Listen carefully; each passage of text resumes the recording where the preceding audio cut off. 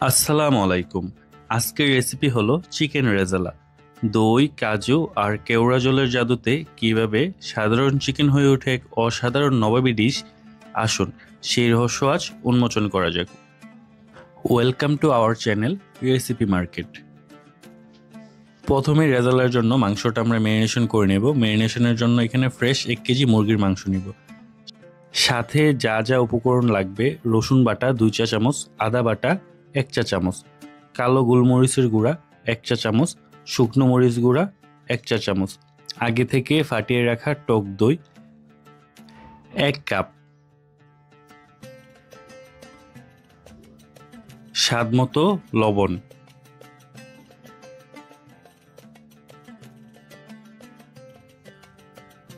তারপরে সবগুলো উপকরণ খুব ভালো করে মিশিয়ে নিব। মাখা শেষ হয়ে গেলে একটি ঢাকনা দিয়ে 20 থেকে 30 মিনিটের জন্য রেখে দিব। এরপর একটি ফ্রাই প্যানে 100 গ্রামের মতো তেল দিয়ে দিব।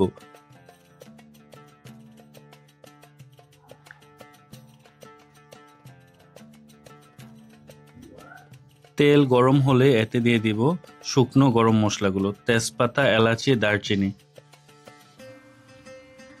সাথে দিয়ে দিব 1.5 কাপ পরিমাণ পেঁয়াজ কুচি ও আস্ত 4-5টা শুকনো মরিচ।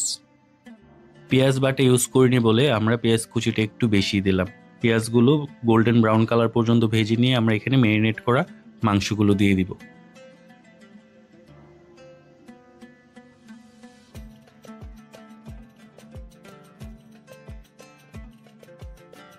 মাংসটা ভালো করে আমরা নেড়ে চেড়ে একটু ভেজে নিব তেলে।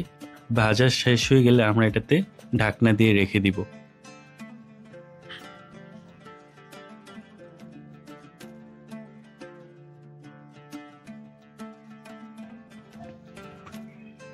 ঢাকনা তুলে মাঝে মধ্যে নেড়ে দিব আর ফাঁকে দিয়ে দিয়ে দিব অল্প কিছু কাঁচামরিচ ফালি করে রাখা আগে থেকে।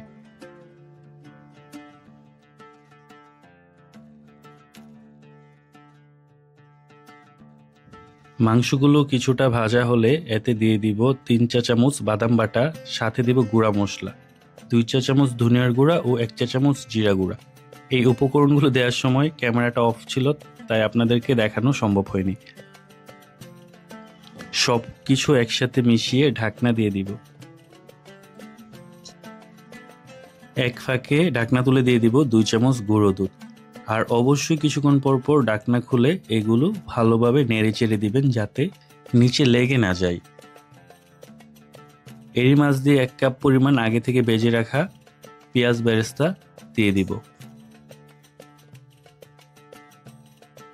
পুরো রান্নায় আমরা কোনো পানি ব্যবহার করিনি, কারণ মাংস থেকে অনেকটা পানি বের হয়েছে। আপনারা চাইলে অল্প পরিমাণ পানি ব্যবহার করতে পারেন। পানি শুকিয়ে তেলটা বেশি আসলে বুঝে নেবেন রান্না হয়ে গিয়েছে। অবশ্যই চেক করে নেবেন মাংস সিদ্ধ ও লবণ ঠিক আছে কিনা। সবশেষে নামিয়ে পরিবেশন করুন গরম গরম পোলাওয়ের সাথে। স্বাদ নিন রাজকীয় চিকেন রেজালার।